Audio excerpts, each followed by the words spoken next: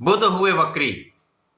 नवग्रहों में युवराज बुध जो वर्तमान समय में मंगल की वृश्चिक राशि में गोचर कर रहे हैं 26 नवंबर से वक्री हो जाएंगे। अब नवग्रहों में युवराज बुध जो अपना संपूर्ण प्रभाव अति शीघ्र प्रदान कर देते हैं, क्विक रिस्पॉन्स प्लैनेट हैं, तथा इसी प्रकार से इस जगत में कोई भी ऐसा कार्य क्षेत्र नहीं जहां पर बुध का प्रभाव नहीं। तो जब बुध 26 नवंबर से वृश्चिक राशि में वक्री होंगे तो किस प्रकार का प्रभाव देने जा रहे हैं। जय श्री गणेश, नमस्कार। मैं आचार्य संजय द्विवेदी। मेरे समस्त प्रबुद्ध दर्शकों का मेरे चैनल पर हार्दिक स्वागत है। प्रिय दर्शकों, आज मैं वक्री बुध के प्रभाव को लेकर आपके सम्मुख उपस्थित हूं। नवग्रहों में सर्वाधिक शीघ्र अपना संपूर्ण प्रभाव प्रदान करने वाले बुध जो व्यापार के कारक हैं, कला क्षेत्र तथा किसी प्रकार के लेखन से संबंधित कार्य के कारक हैं, बुद्धि के कारक बुध हैं, शिक्षा तथा ज्ञान से संबंधित कार्यों के कारक बुध हैं, वाणी से संबंधित कार्यों के कारक बुध हैं, किसी प्रकार का छोटा व्यापार या बड़ी इंडस्ट्री, ये समस्त कार्य बुध के कार्यक्षेत्र में आते हैं। गणनाओं से, मैथ से संबंधित कोई भी कार्य बुध के कार्यक्षेत्र में आता है। इस प्रकार से इस जगत में कोई भी ऐसा कार्यक्षेत्र नहीं है जहां पर बुध का प्रभाव नहीं। बुध के बिना कोई कार्यक्षेत्र संभव ही नहीं, क्योंकि जहां पर वाणी है वहां पर बुध है, जहां पर बुद्धि है वहां पर बुध है। इस प्रकार से बुध का परिवर्तन सदा ही अत्यंत महत्वपूर्ण होगा। अब प्रत्येक माह में इनका परिवर्तन होता है, परंतु इस बार ये वृश्चिक राशि में वक्री हो चुके। वक्री अवस्था का ये अर्थ है कि जब कोई ग्रह अपनी गति को मंद कर लेता है तथा एक राशि पीछे की ओर इनका गमन प्रारंभ हो जाता है, जिससे उस ग्रह के प्रभाव में, उसके सामर्थ्य में, उसकी क्षमता में वृद्धि हो जाती है, तथा वो अत्यंत प्रभावशाली हो जाता है। आज मैं कर्क राशि के लिए वक्री बुध के इस गोचर काल का किस प्रकार का प्रभाव प्राप्त होने वाला है, इस समय में आप कितना लाभ ले पाएंगे, अथवा कहीं पर कोई समस्या है तो उसका क्या निराकरण है, संपूर्ण विश्लेषण मैं पूर्ण तर्क के साथ करने जा रहा हूं। प्रिय दर्शकों, इस राशिफल को आप अपने लग्न तथा राशि दोनों के अनुसार देख सकते हैं। कर्क राशि चंद्रमा की राशि है, जहां पर चंद्रमा का नित्य परिवर्तन होता है। वर्तमान समय में ढैया का प्रभाव चल रहा है तथा बुध जो कर्क राशि के लिए आपके व्यय के स्वामी है तथा आपके पराक्रम के स्वामी, व्यय और पराक्रम के स्वामी का गोचर पंचम भाव में प्रारंभ होगा। क्योंकि पंचम भाव ज्ञान का भाव है, शिक्षा का भाव है, प्रज्ञा का भाव है, संतान तथा प्रेम का भाव है। बुद्धि के कारक बुध, शिक्षा के कारक बुध जब इस भाव में होंगे, निश्चित रूप से इस भाव की प्रबलता प्राप्त होने वाली है। तथा यहां पर सूर्य के साथ इनका गोचर चल रहा है। अब यहां पर सूर्य और बुध का पंचम भाव में होना एक प्रबल रूप से बुधादित्य योग का निर्माण कर रहा है, तथा इस बुधादित्य योग पर गुरुदेव बृहस्पति की दृष्टि का प्रभाव जो कर्क राशि के लिए भाग्य के स्वामी, तो भाग्य का पंचम पर प्रभाव जो गुरुदेव बृहस्पति पंचम के ही कारक कहे जाते हैं। ज्ञान, शिक्षा, संतान, मांगलिक कार्यों के कारक गुरुदेव बृहस्पति, उनकी दृष्टि का प्रभाव सूर्य और बुध पर भी होगा।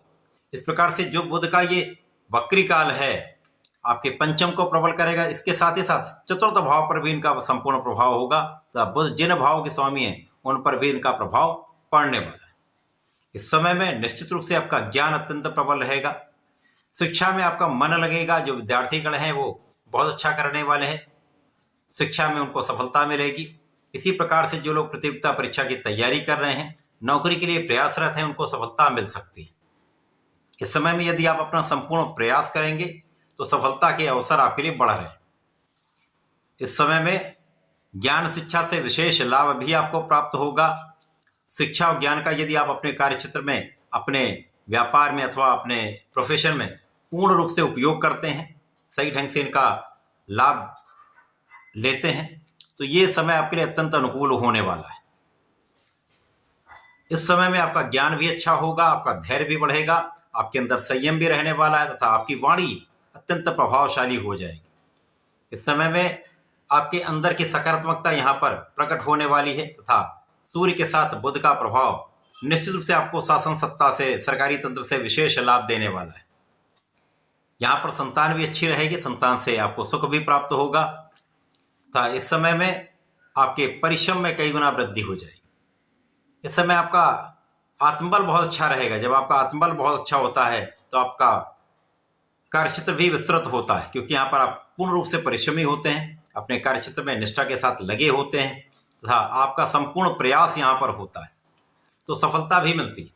यद्यपि इस समय में कार्यक्षेत्र में कुछ उतार चढ़ाव रहेगा, परंतु इस समय में यदि आप भाग्य का साथ पा लेते हैं, परिश्रमी रहते हैं, प्रयास करते हैं, तो इस समय में भी आपको लाभ अवश्य प्राप्त होगा।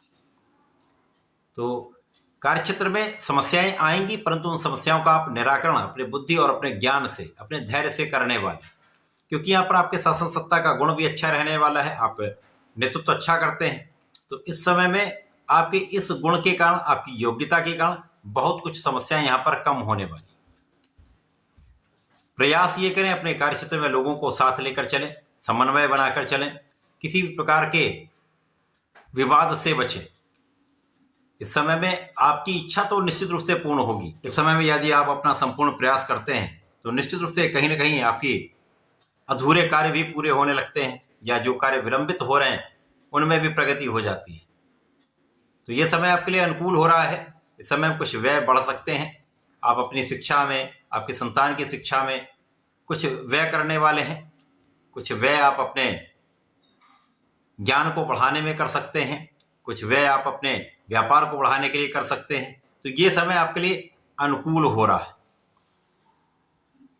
बुध यहाँ पर वक्री अवस्था में आएंगे। 16 दिसंबर तक इनका ये वक्री काल रहने वाला है, जहाँ पर कुछ सुख साधन आपके बढ़ने वाले हैं।